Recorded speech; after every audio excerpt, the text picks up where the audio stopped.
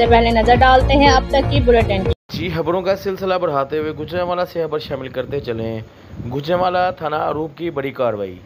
CPO Ayyaz Salim Rana की हदायत पर डीएसपी कैंट सर्कल के ज़ेरे साया एसएचओ अरूप अंसर फरूक मान ने अपनी टीम के हमरा बशारत एएसआई डॉक्टर इफ्तिखार नईम बुरहार और जवानों के हमरा क्रैकडाउन करते हुए बदनाम ज़माना मंशियात फरोशों से 7 किलो मंशियात बरामद करके अलग-अलग मुकदमा दर्ज कर लिए।